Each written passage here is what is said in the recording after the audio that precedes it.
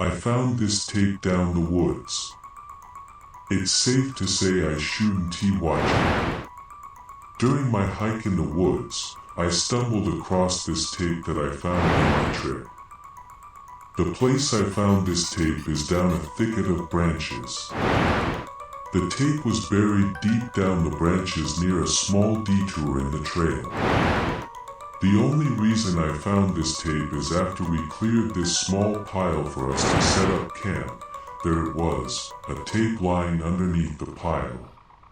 It's almost as if someone was hiding this thing underneath the pile. I grabbed it and stashed it in my bag for the future, and I continued on with my hike for the next couple of days. When I got home, I then looked closely at this tape that I just got. The tape is a VHS tape with a paper note titled "For Mom." The only notable thing about the tape is that its shell is somewhat damaged, probably due to the thing being piled underneath the branches and leaves, or it was probably dropped on the ground.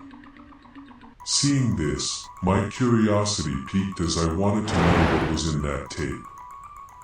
I decided to buy a tape recorder, the cheapest one I can possibly find. I scoured the internet for an old tape recorder, and I found an absolutely cheap one for only $5. Its owner, a young man living in a modest house doing a garage sale. He told me that he decided to sell off some of his father's belongings as he doesn't need any of it anymore, and he is willing to get rid of it for an absolutely cheap price. I bought it, plugged it in my TV, and finally, I placed the tape inside the recorder and played it.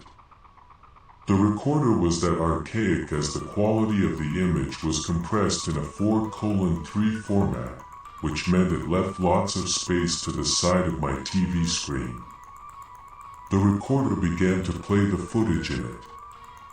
The footage starts with a man recording their journey in the woods, just walking by the trail. The camera person wandered aimlessly in the woods, only stopping when he wanted to point the camera somewhere else and look around. This went on for a couple of minutes before I finally saw something that raised my eyebrows. When the camera person walked towards a thick set of bushes, he then began to point the camera somewhere, but at first it was completely out of focus when we saw it. The cameraman then adjusted the contrast of the video, zoomed it in even more, and then corrected the focus of the video.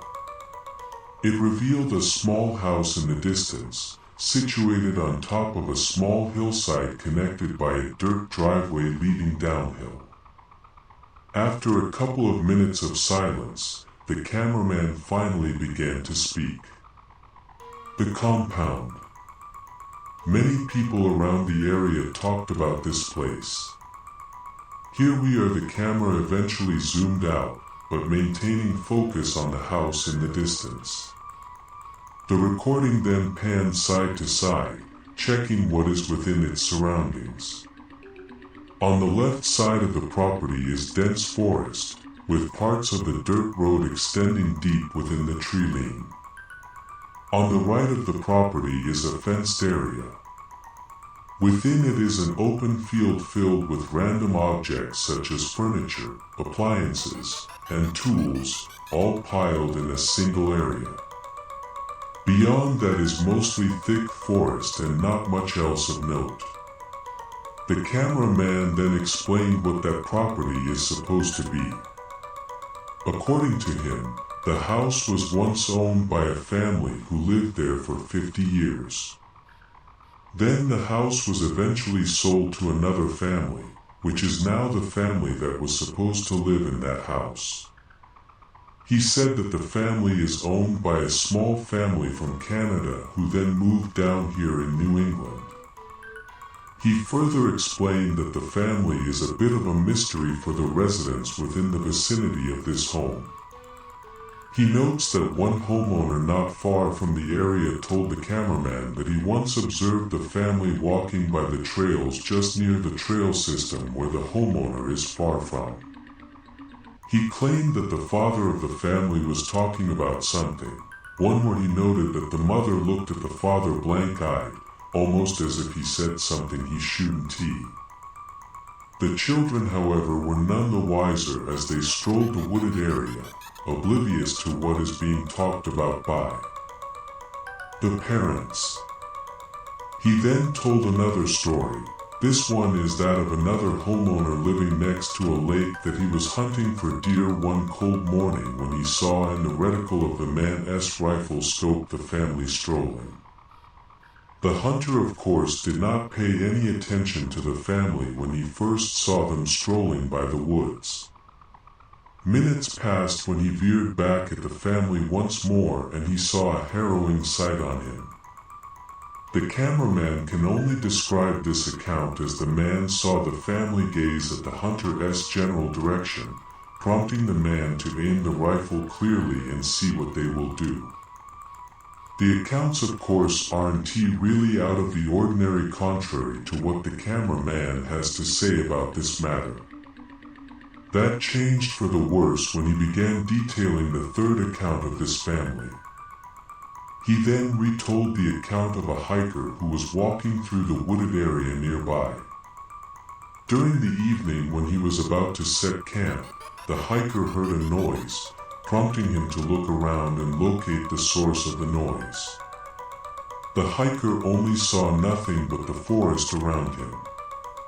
The hiker then set up his tent for the night and finally rested. That was until he saw a silhouette of a person standing directly outside his tent, alarming the hiker. Before he even unzipped the tent, the figures disappeared, but not before hearing noises from a distance, moving away from the tent.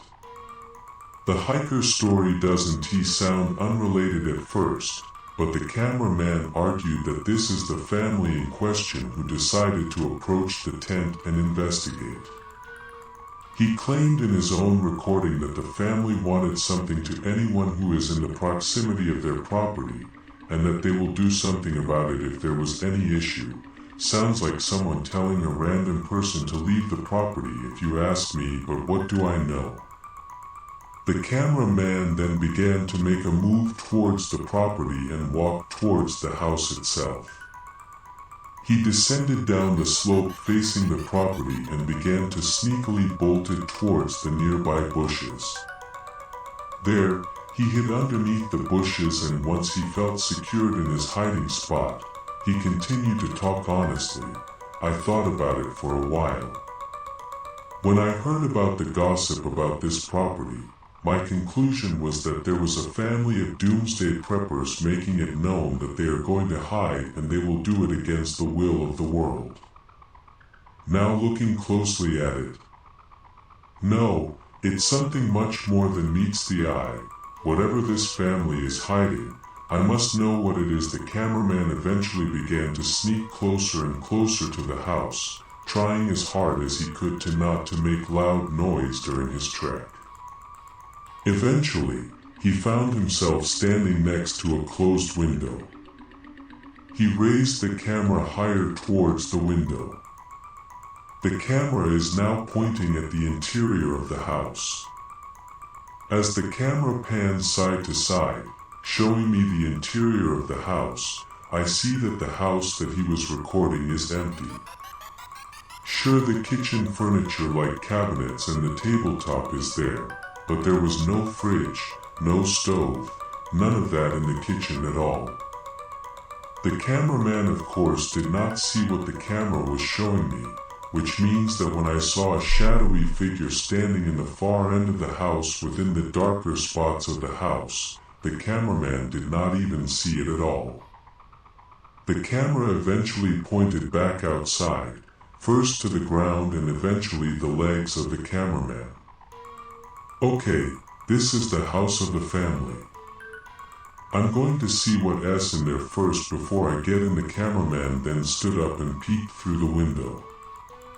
As expected, the cameraman was confused at the sight I saw prior when I heard him mutter, "Where the hell is the furniture of this place?" He then gets an even clearer view of the interior. Strange, there is nothing inside this place, he muttered, barely audible within the tape itself. The cameraman eventually,